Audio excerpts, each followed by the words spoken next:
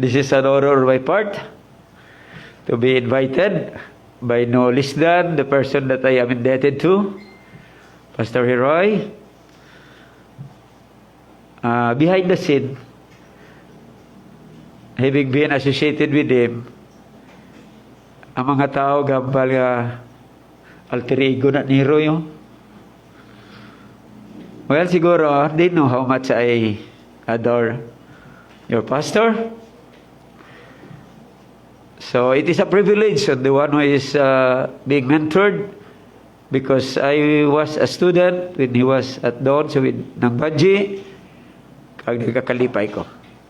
May mga comment ko kung isa sa mga friends. Labi na sa Bible School sa una, kasi lang ko, bisan anuhod ko papaning kamot, hindi kita kalabaw sa utok siya na niya. Kay, well, from among ourselves, from among our group.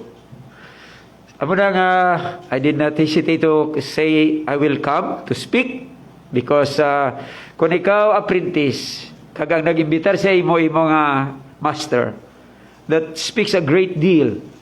So that means misalig siya sa imo. Well, it's good to see you. Some of these people are very familiar to me. Kag salamat sa Ginoo nga makapakikaw po sa inyo on the occasion of your 30th anniversary. Magulang lang kami dito sa inyo. 17th kami.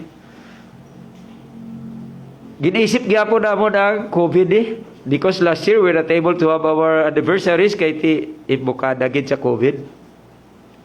But salamat sa Ginoo, the show must go on. Bisan sa bodega kabudlay. Indeed, bagay di ko sa Ginoo, nagapasalamat ko sa Ginoo that I was able to experience this in my lifetime. Gabo ni aton kaimtag that all of a sudden, everything seemed to change. Nakuratan ta. Sa nagligan, in fact, personally, I have some resentments. Somebody brought me there to Miglanilla and stay with them because I am alone in the parsonage in the church. While my eyes were hooked, the focus will be sa TV, and I don't know if those news were true or not. I just believe in the reality of this pandemic. So sila ko brought me back, please bring me back to Mandawi. Kay pabatsagan ko, I will still be effective there compared sa diri, makaon ka lang, matulog ka lang, tanaw ka lang kung ano dira. Well, mga inigog ba, indeed, there are almost every aspect of our lives are being challenged today. Family life, our jobs, our work, even the ministry. In fact, mga inigog ba sa Ginoo, even until now, there are still churches who do not gather collectively. Salamat lang sa ating mga gadgets. Ako, nagbato-bato man ko. I know nothing about these things. I have laptop, I have computer, I have cell phone, but I don't know how to operate. So, kung sa kwan pa, late ka ayo. But then again, para sa akon, this must not prevent us or to be innovative and to do something out of the situations that we are in. So nanikabot ko, in fact, katawa ko kay ganuman, tomorrow, again, I'll be hosting a Zoom fellowship from among friends, alumni of Dawn. Last February, we had that. Kagusto nila, ako lang Japon ma-host. Wais lang kabalo, hindi ko kabalo. Teacher Inday, who was also knowledge, I mag-come from, sa computer science, before coming sa Bible School. And a member heard, Engineer Guanson. So, ara na sila, ari ko nistuga, murag akong haud. Pero wagin, magigabalo. I have to call on them. Because, maulihigit na kayo. In fact, ako, I know, follow up ako sa inyo relate. Itanaman ko. My friends who are hooking up or while doing Facebook Live. Amansi sila kayo eh. But then again, mga inigugma, if the work of the Lord is challenged, para sa ako, this is the best time of my ministry. Why? There are too many people I wanted to reach out. My family, family tree, tanan di sila. Amo na ko kisa nag-bother sa akon gabahin.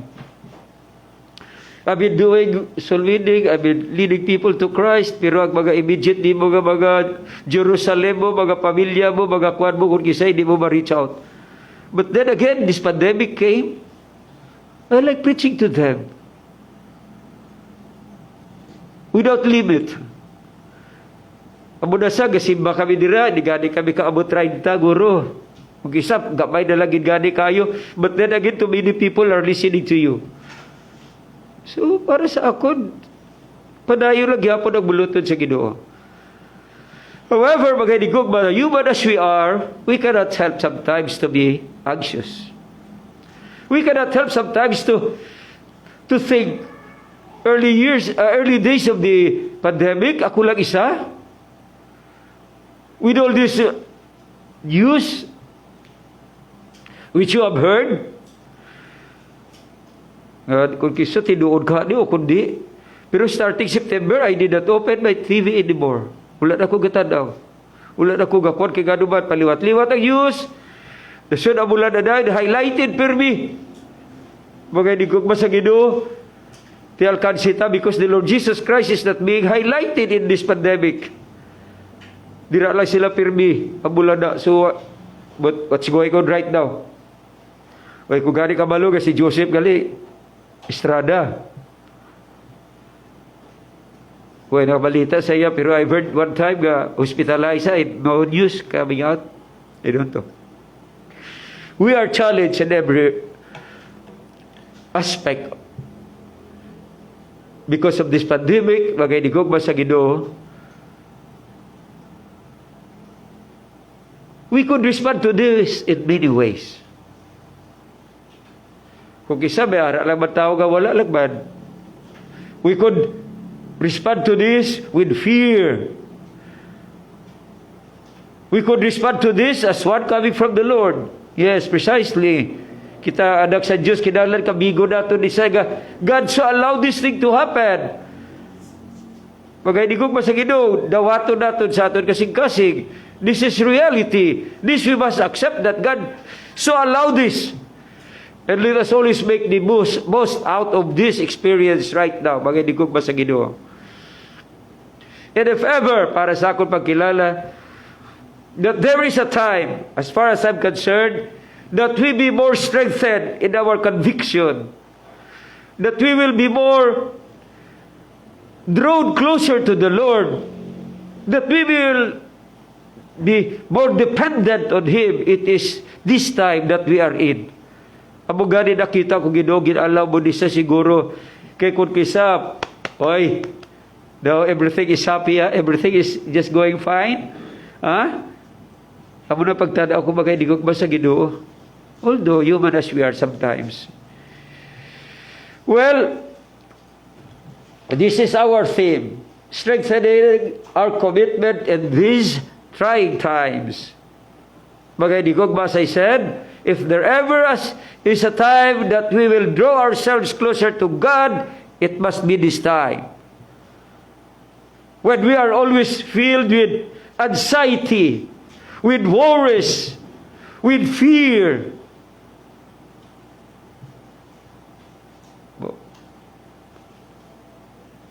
May amigo ko sa States na patay ang igsoon migo. Kami lang di dua sa States, pero ay pagkukatanaw sa iya pagkamatay sa iya.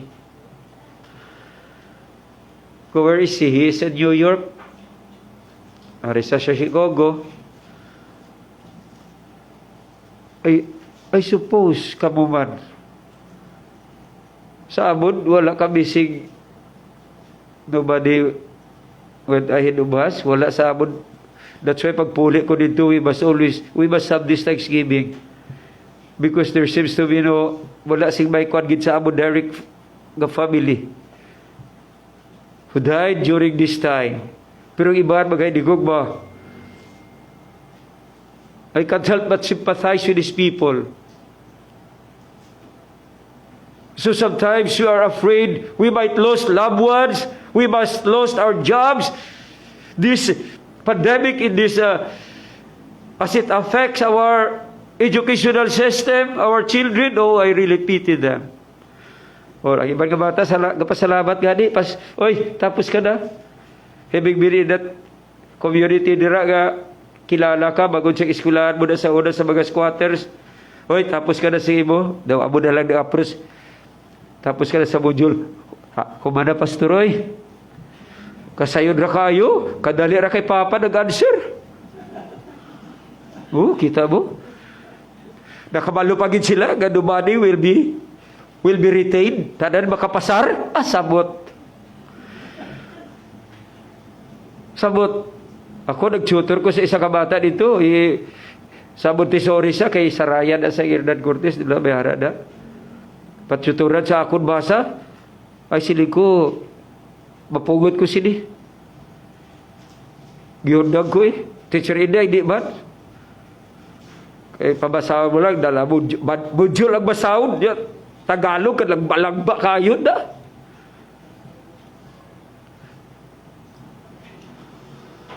Have you realized it has affected you one way or the other? In fact, greatly affected us, mga digog ba sa Ginoo? Even until now, we still have that feeling what will happen next. That's why my message to you this morning has something to do with that feeling of anticipation, most especially brooding, most especially worrying, most especially fearful of what is to come. And by that, magaitigog ba sa Ginoo, laying to you those reasons. At the end of this message, I expect and hope that we have been taught and educated that we have to stay put where God has planted us. We've got to be strengthened so that we'll be able to cope up with anything, perhaps worse, that will happen before us. So I'd like to invite you to open your Bibles with me to Matthew chapter 6.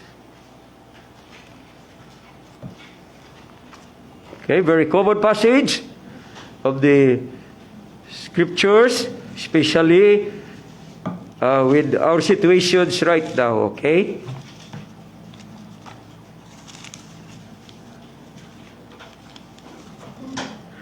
I'm going to read to you just the first verse, and just verse 25. Okay, I'm going to read to you that verse. Therefore I say unto you, take no thought for your life, what ye shall eat, or what ye shall drink, or yet for your body, what ye shall put on. Is not the life more than meat, and the body than raiment? The Lord bless this verse that we have read. Shall we have a word of prayer first? Our dear Heavenly Father, we would like to thank you that we can worship you in spirit and in truth. Here we are now, desirous that through your word we will be drawn closer to you. That our desire to worship you will be fulfilled. That we will come out of this place happy, satisfied, having been taught, challenged, and most especially, the Heavenly Father, that this worship service today will draw us closer to you. Speak to us now through your servant. In Jesus' name, Amen. Okay, magadigog ba sa Ginoo?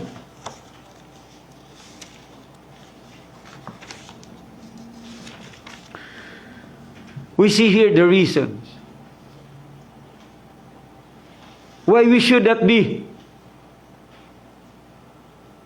troubled, why we should not be anxious. The word here is anxious. Take no thought. Because magadigog ba sa Ginoo, as I said earlier, we can respond in so many ways.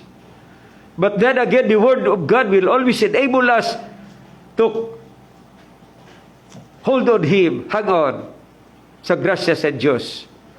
Because para sa akin, this passage is appropriate for all of us. Okay? So magaydigog ba sa Ginoo sa liwat? We are afraid of what will happen to us. We are afraid of our job. We might lost it. We are afraid of our savings because of the situation. Mahal kayo palaliton. Kung sa daka ko nagtanan nga tao gagawas, may laking iban prevented. Pero, kita ka, jeep ka lang, kinsi na. Makinig ba sa Ginoo? Hindi lang mo sila mga problema nga ginasagubag naton. There are so many things yet. But then again, the principles from the Bible remains the same. Do not worry. Do not worry. Do not be anxious. Because magaydigog ba sa Ginoo, if we are anxious, we are dead, and we are most likely not to trust the God that we have started to believe. Okay? So there are reasons here. Magaydigog ba sa Ginoo? Why we should stay put? Why we should continue serving the Lord? Why we should not be discouraged? Why we should not be anxious? Why should we should not be afraid? Even how difficult our times today is. Okay? Because the Bible is telling us, I suppose you have an idea or background of the passage. Your life is more important than anything in this world. Why we should not be afraid? After all, we are alive. God has given you that lease of life and all the security that is involved if you are a child of God. There is no reason for you to brood, because as long as you have that life, all opportunity and blessings are open from God. So you are talking here from this passage of the Bible about what I should eat, what I should drink, what shall I put on. Magaydigog ba sa Ginoo, because these are basic necessities of life. But then again, magaydigog ba sa Ginoo, if you have food, if you have clothing, if you have shelter, and if you have everything, magaydigog ba, what good is it kung ikaw wala man lang kabuhi right now? In other words, magaydigog ba, it is still fitting for us to appreciate the gift of life that God has given us even until now. That is the most important reason that we must understand. That is the most important reason that must be in all of us. Not those things that are the concerns of your worries and your cares. Food, clothing, and shelter. Magaydigog ba sa Ginoo? Your life is more important and more important than all the money that you can have. Take note about that. It is more important than your food, your needs of food, clothing, and shelter. Your life is more important what you could become.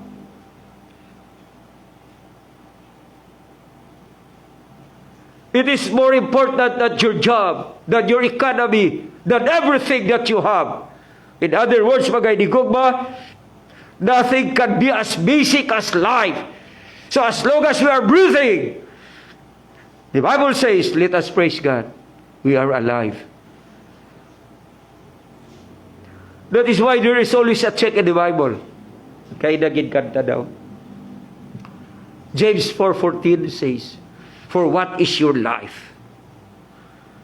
For what is your life? We've got always to think that as long as we have this life, but with the grace of God, we can always come out victorious even whatever crises are before us. Magaydigog ba sa Ginoo? So life is more important than anything else in this world. Praise God, I am alive. They say that as long as you have life, you are alive, you have hope. Sa Ilonggo, anong mo man inang mga Adun mo kunog kumpay, kung patay naman ang kabayo. You see? In other words, maghinigugma, still be thankful because we are still alive even until now. Second, from the same passage, the Bible is telling us that life is more precious than what God has created. Okay, he is talking here about the fowls of the air, the lilies of the field. Okay, I'm going to read that to you. Behold, the fowls of the air, for they sow not, neither do they reap, nor gather into birds, yet your heavenly Father feedeth them. Are ye not much better than they? Which of you by taking thought can add 1 cubit unto his stature? And why take ye thought for raiment? Consider the lilies of the field, for they grow, they toil not, neither do they speed.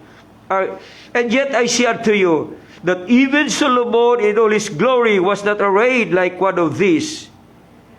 Therefore, if God so clothe the grass of the field, which today is, and tomorrow is cast into the oven, shall he not much more clothe ye, O ye of little faith? Magay digog ba sa Ginoo?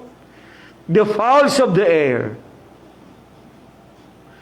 God used this creature before us so that we will have confidence in the providence of God.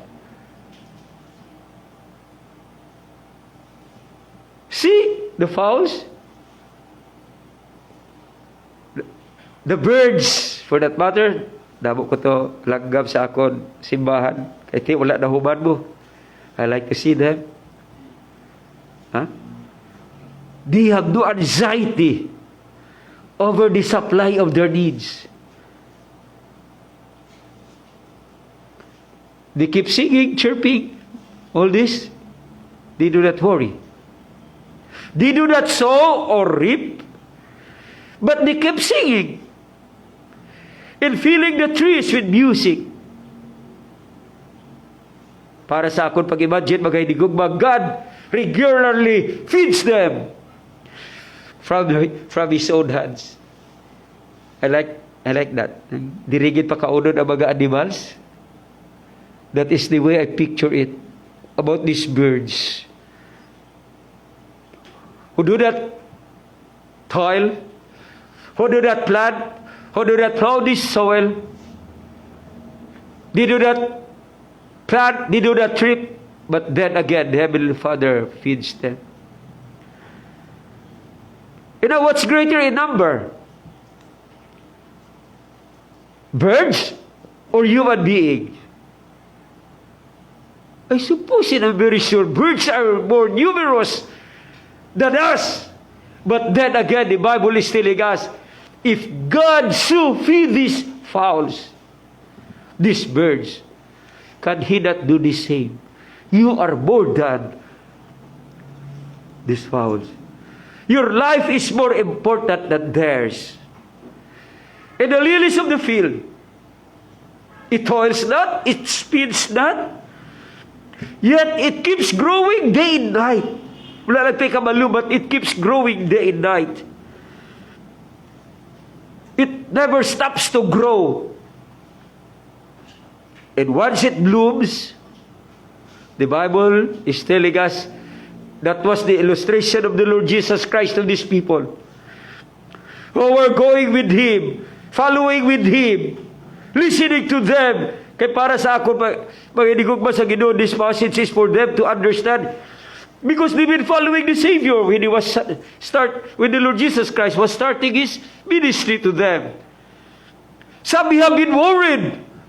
What they shall eat now? What they shall put on? Since their time are with the Lord Jesus, every now and then, going with Jesus wherever Jesus was.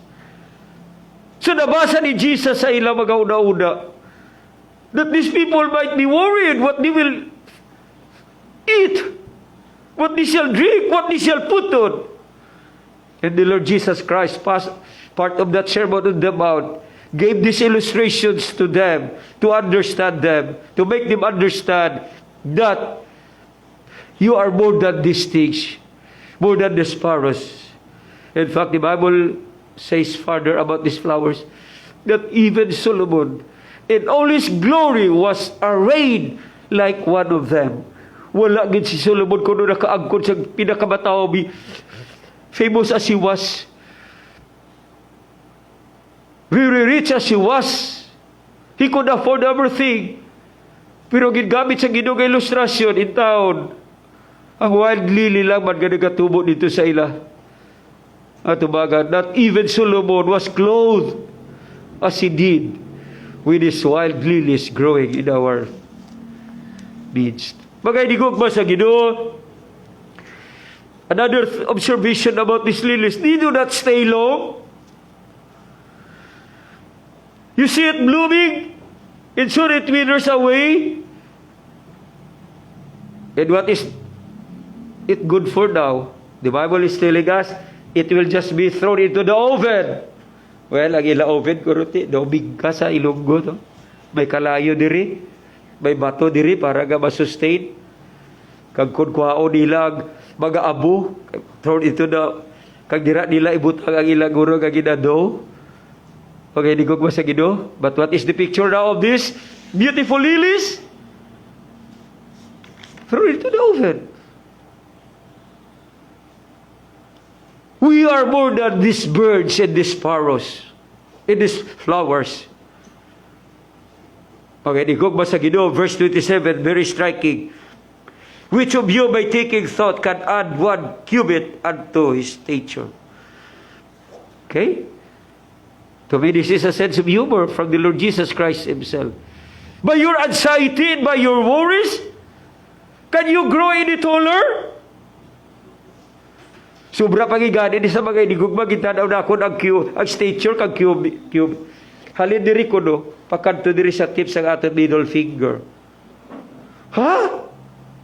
Bisan 1/8 sa lagani, mataas-taas pa ko tani, guro, nagbuksidor ko, kaya mo na gusto sa ako sa una. Huh? Pero hindi ka gani kapakwa siya. That is the picture actually. The Lord Jesus Christ was not sarcastic in the sense, but giving just that illustration. Bagay ni gugma sa Ginoo. By your worrying and by your anxiety, will you grow any taller? Wala. And also, bagay ni gugma sa Ginoo, another word here, bagay ni gugma, God has ordained our height. God has ordained our height. Amo lagi ni guro ako labog. Gusto ba tatani magtaas? Okay? Doon ka, gwapo sa mga tao gatagasaw. Pero ang nugbo, gwapo ba? Tadawas pastor. Oh. Ha? Tanaw ako, kay daw. Magulang lang sa galing sa akon, 2 kapaliguan eh. So doon ko pagina siya. Okay? Beyond what God has ordained, your efforts will tantamount to nothing. In other words, magkaidigog ba sa Ginoo, bisan ano tagali ka pa ni kabot. In fact, ang word dira kay gigamit, stature, it has something to do with your age or with the length of your days. He cannot increase the length of his life by worrying, by anxiety. Magkaidigog ba sa Ginoo? So we see from these illustrations of the Lord Jesus Christ that to worry, to be anxious is unnecessary. You have a heavenly Father that takes care of you. I'm going to treat that more later. You have that heavenly Father who cares for you more than you care for yourself. Bagay di ko pa sa Ginoo. That is it. Kamay ka panalubo nato ng huda-huda nato sa sinaga kamaturan sa Biblia. That God cares for us more than we could ever take care of ourselves. It is unnecessary because it cannot make you any taller. It cannot make you any longer sa years kaya mo pagluntan sila sa yuta. It is unworthy. Why? Usually anxieties and worries, from the last verse there, you anticipate of what is not going to happen to our lives. That actually is anticipating. And you know, every time I read from the Bible, that anxiety has something to do with the soon coming of the Lord Jesus Christ. Like worldliness for that matter, that mental attitude na nagasulod sa ato, naga-crowd into our minds. That sometimes instead na magpaabot kita sa pagbalik ni Kristo, ang gina-anticipita what will happen to us. Ang gina-anticipita the danger. We will lose our job, we will lose our money, we will lose our loved ones. In such a way, nga wala na kita gapaabot sa malapit na pagbalik ni Kristo. Philippians chapter 4, that very famous verse there, mga idigog ba? Be careful for nothing, but in everything, by prayer and supplication, let your request be made known unto God. Basahan nyo lang before ka mga verses. The Lord is at hand. When the Bible speaks that the Lord is at hand, the Lord is coming very soon. Just like James chapter 5 verse 9, behold, the judge standeth by the door. The next step, he's already inside. That is how near the coming of the Lord Jesus Christ is. So the Apostle Paul said, in view of the coming of the Lord Jesus Christ, do not worry for anything. Mga hindi ko ba sa Ginoo? So it is unworthy. Why? Laliban kasi na ang kusok mo for the present, gastuhon mo lang sa pag-antisipar kang pagtanaw sa mga hitabo nga wala pa may tabo. You have wasted your strength for the day by worrying of what will happen on tomorrow. So unworthy siya, mga inigugma. Hindi siya dapat nga himuon sa Kristuhanon to sa anticipate of what is there. Usually do that happen. Okay, digugma sa Ginoo, and also it is unfruitful. It will turn about to nothing. Or in other words, mga digugma, it does not get us anywhere. Wala gid resulta baga digugma sa Ginoo. So that is it. Your life is, or mga digugma, your life is precious than what God has created, more than what God has created. And also mga digugma, worry or anxiety is not for the people of God.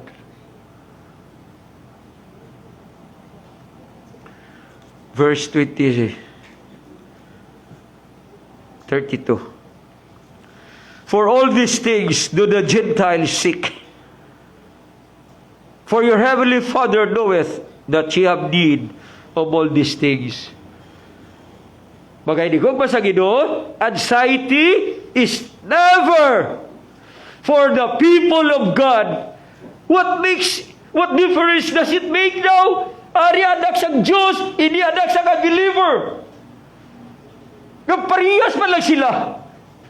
Nga nag-worry of what will happen. Fearful of the future. Wala diferensya. May warning ko sa una kay Mrs. because my wife is not a teacher before we get married.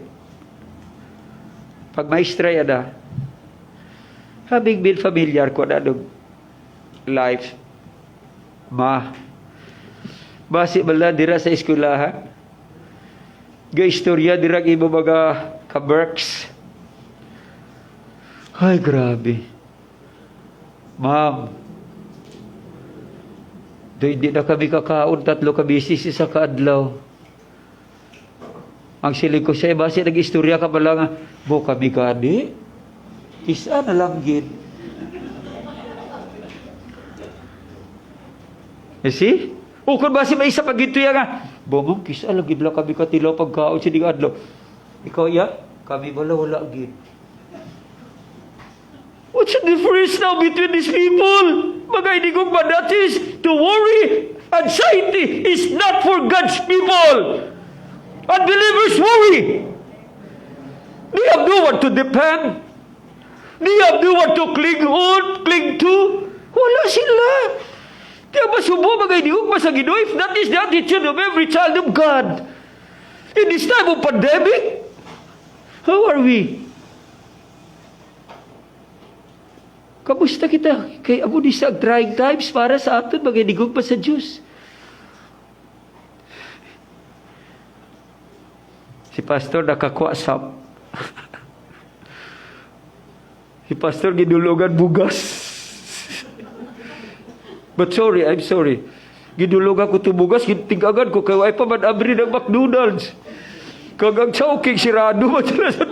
Nagtigam ko pagkaaga, siling ko matinapay lang ko, kaya abri man ng Julis Bikini na stupan ko. Pagkaaga, ano ni? Naglinugaw naman ni. Ang bugas nga gintigaan ko, naglinugaw naman ni. So gitawag ko isang kamibro dito, kaginatag ko sa iya. Ko, tugada na to. Parti sa sap. Nakakuha ko kisa lang, ikadua wala na ko.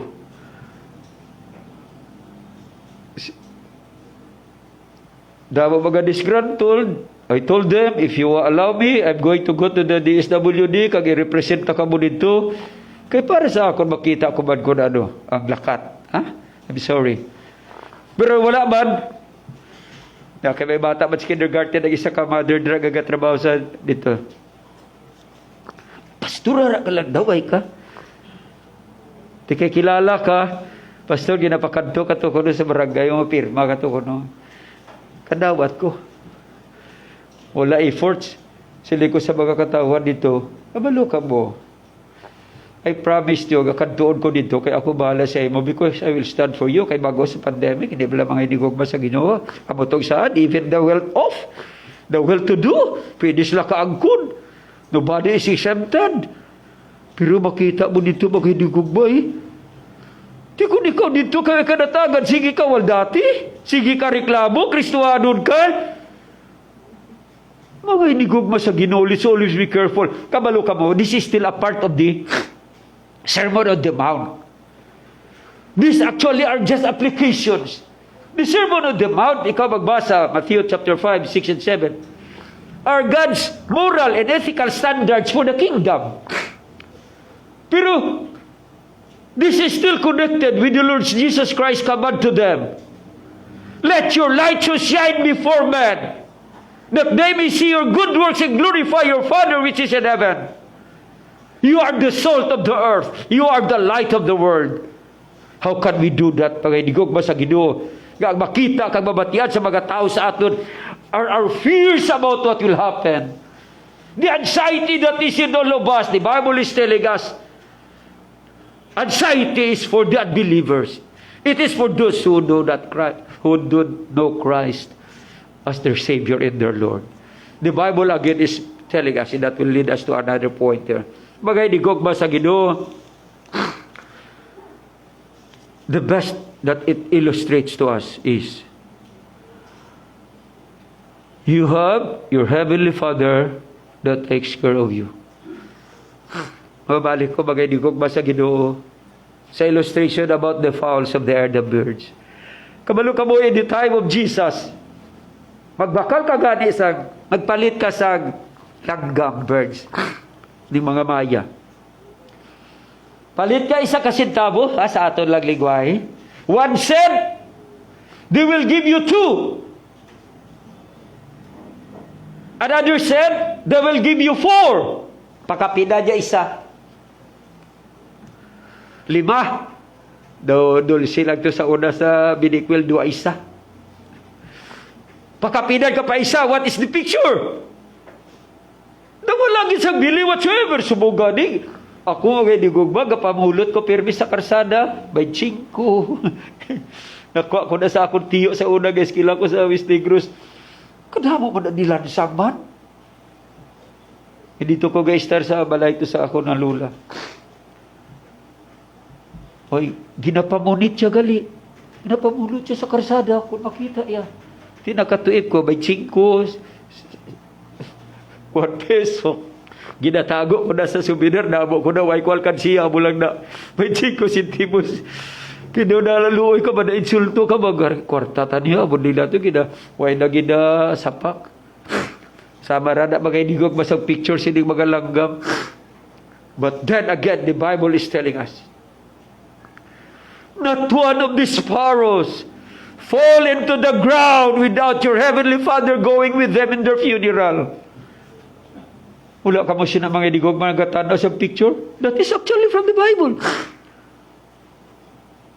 not one of these pharaohs who seem to have without value fall into the ground without your heavenly Father going with them in their funeral. Naupod pa ang Diyos sa ilang mga lubong. Naliman kasi na magaydigog ba? Things of little value. Pero ginaopdan sila sa Diyos. More of God's people who claim that He is our God. He is powerful. He can supply all our needs. God cares for you. God cares for me. More than He could curse of that. Mga idigog ba sa Ginoo? We have that Heavenly Father. We have God on our side who will enable us to cope up. He will enable us to have that sound sleep in the middle of the night when everything else is noisy and everything else is disturbed. Mga idigog ba sa Diyos? Amo na sa i-focus natin permigato una in these times like this. Wait na mahimoy. Resign na lang ta ako. Do kabugahon ako gani ko kisa sa Facebook. Patulas sa nagliga dito kay ganuman. Kung sa kuwan pa, mga bata man ta, 1970s. Do ka kuwan naging bagay digog ba sa Diyos? Ha? Do ka kuwan naging kita sa Ginoo. But then again, our best consolation in these trying times, that God is always on our side. God is always with us. He will never leave us nor forsake us. Things that make us worried, things that trouble us, things sometimes that leave us off balance or rattle na kita mga idigog ba sa Ginoo. We have our Heavenly Father who takes care of us. And another thing mga idigog ba sa Ginoo, the Bible is telling us, sufficient unto a man. In other words, verse 33 there mga idigog ba sa Ginoo, God will give us grace every day of our lives. Hindi na natin pag-anticipate ang problema sa tiyak. Diri na lang. Subong na lang. God's grace is sufficient for all of us on a daily basis. We cannot exhaust His mercy and His love and His grace for all of us. Mga idigog ba, there is no reason for us. Allow me to conclude this by by verse 33. We all memorize that verse. But seek ye first the kingdom of God and His righteousness, and all these things shall be added unto you. In these trying times, let's always commit ourselves to God Himself and to things with eternal dividends and eternal benefits. Amo na sa mga idigog, strengthen in our commitment. As I have presented to you the reasons here why, let's not worry about what will happen next. Let's always think that God is there who will not leave us nor forsake us. But the challenge here is, seek ye first the kingdom of God in what aspect? In your affections. What is more dear to you at this moment? Your money? They can get lost. Your job? Your company might get bankrupt. Health? Your health may fail. All this, as I said, we are being challenged.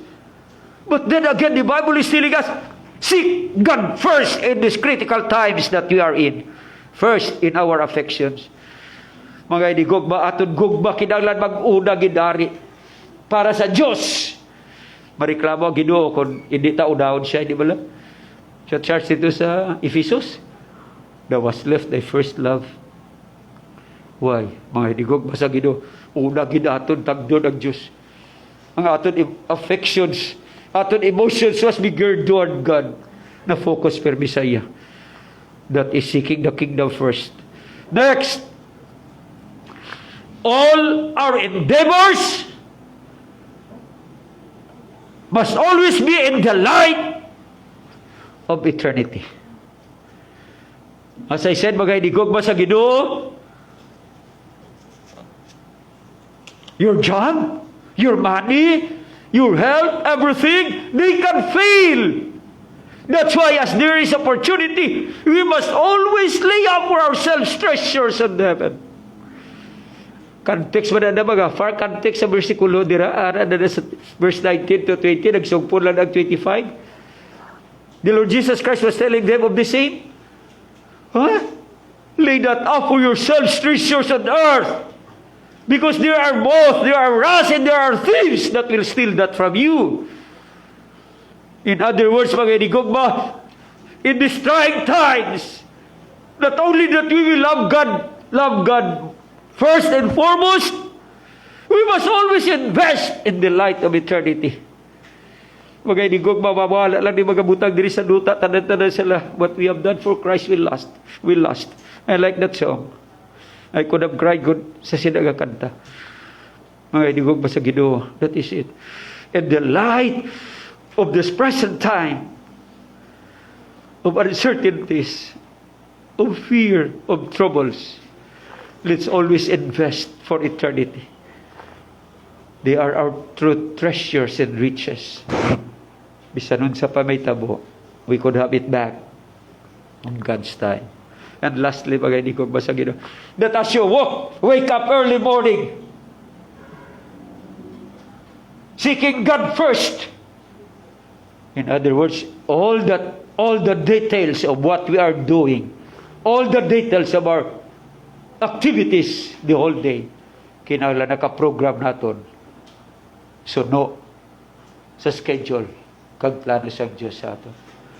As you wake up every morning, praise God. As you wake up the first hour in the morning, salamat sa Diyos has given you life, all these things.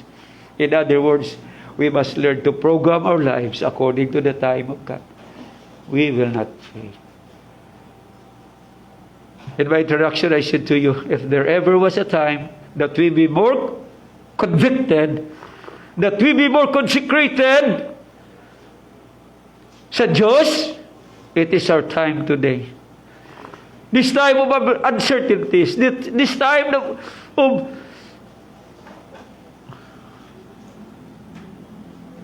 we don't know what is ahead. We don't know what will happen next. Mga idigog ba sa Ginoo?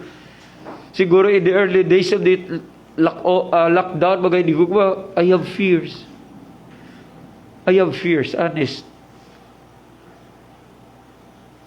Ako lang isa diri. My family is in Bacolod. Maano ko?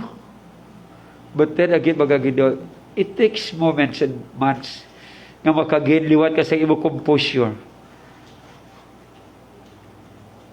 And it comes, mga inigog ba, sa pagkilala, sa gahom, kag sa kusog sa Diyos. That will see us through. That will see us through. In times like this, let be strengthened in our commitment para sa Diyos. The Lord will help us. The Lord will help us. He will enable us to live beyond every circumstance, even the circumstances where we are right now. The Lord will enable us. The Lord will enable us. Let's pray. Our dear Heavenly Father, thank you for your word. Bless this to our hearts. In Jesus' name, amen. Thank you very much. Again, happy anniversary, Saint.